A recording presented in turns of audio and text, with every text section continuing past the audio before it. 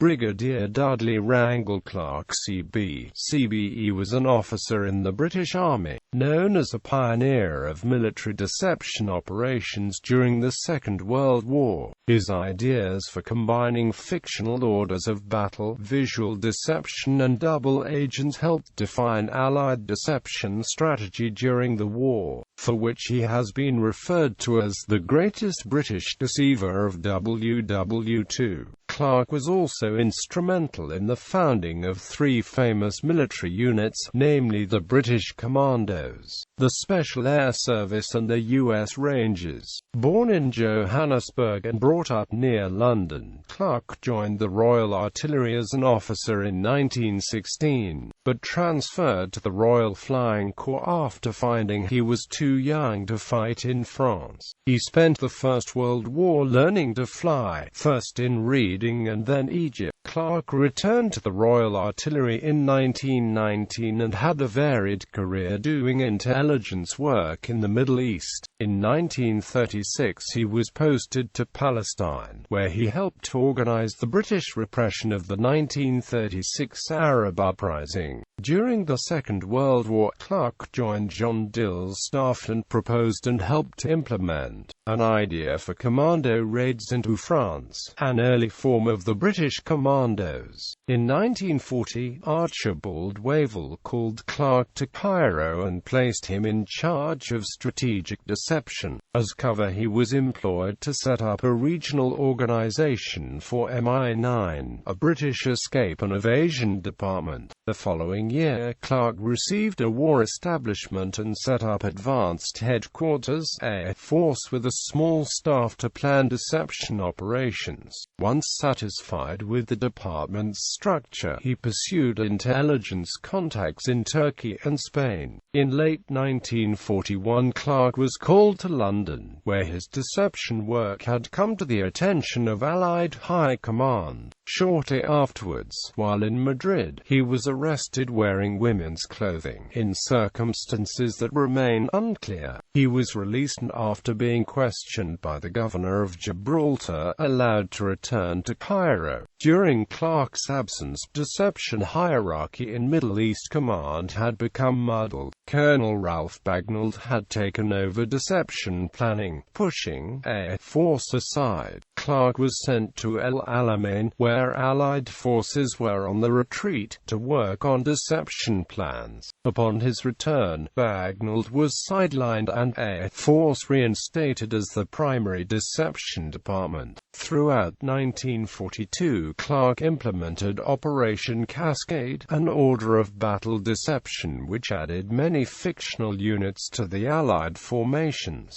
Cascade was a success. By the end of the war, the enemy accepted most of the formations as real. From 1942 to 1945, Clarke continued to organize deception in North Africa and Southern Europe. After the war, he was asked to record the history of Air Force. He retired in 1947 and lived the rest of his life in relative obscurity, as well as pursuing a literary career that produced two histories and a thriller. He worked for the Conservative Party and was a director of Securicorps. He died in London in 1974. Early life. Clarke was born in Johannesburg on the 27th of April 1899.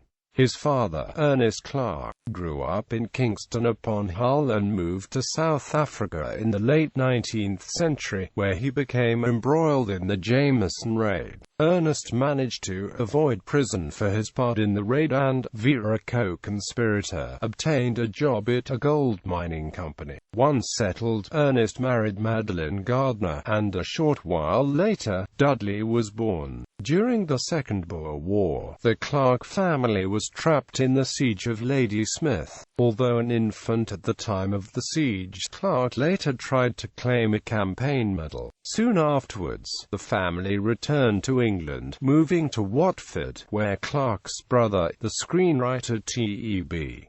Clarke was born in 1907. From an early age, Clarke wanted a career in the armed forces. In 1912, he attended Charterhouse School, where he was exposed to the glamorous parties and smart uniforms of the nearby military presence at Aldershot, including the newly formed Royal Flying Corps. First World War and interwar period. I've always been a little proud of the fact that, when Britain went to war with Germany on the 4th of August 1914, I was already in uniform and under arms.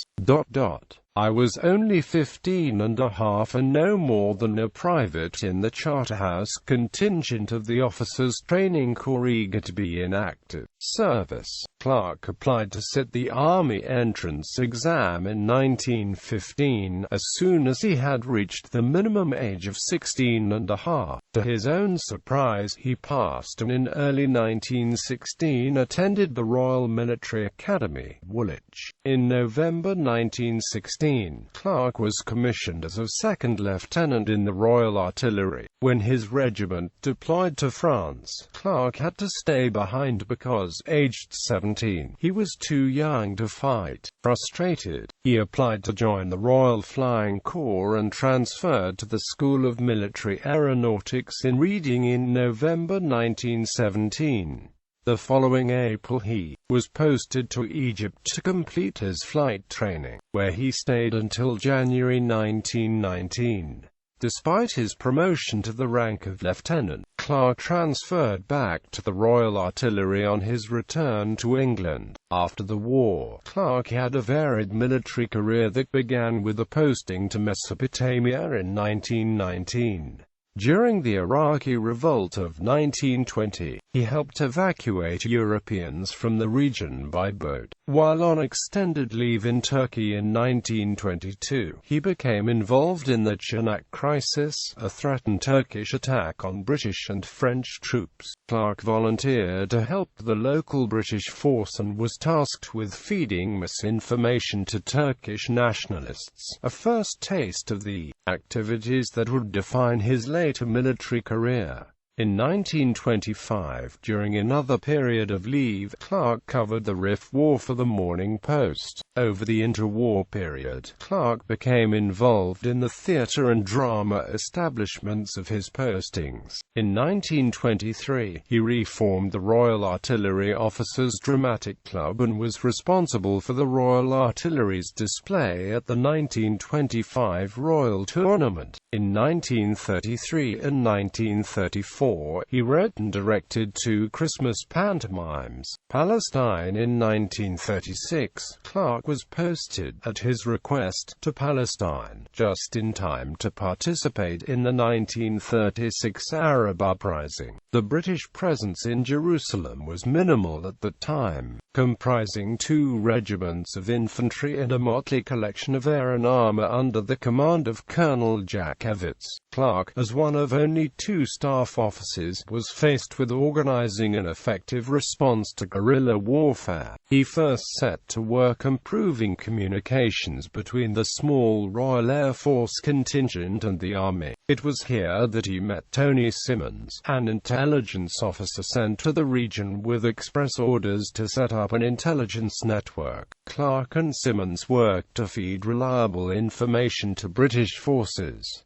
Toward the end of 1936, more troops were dispatched to Palestine. Lieutenant General John Dill was placed in command, and Clarke became his chief of staff. In 1937, Dill was replaced by Major General Archibald Wrangel, the commander who would later give Clarke free rein in Middle Eastern deception operations. In the preface to Clarke's 1948 book, 7 Assignments, Wrangel wrote about their time together in Palestine. When I commanded in Palestine in 1937-38, I had on my staff 2 officers in whom I recognized an original, unorthodox outlook on soldiering.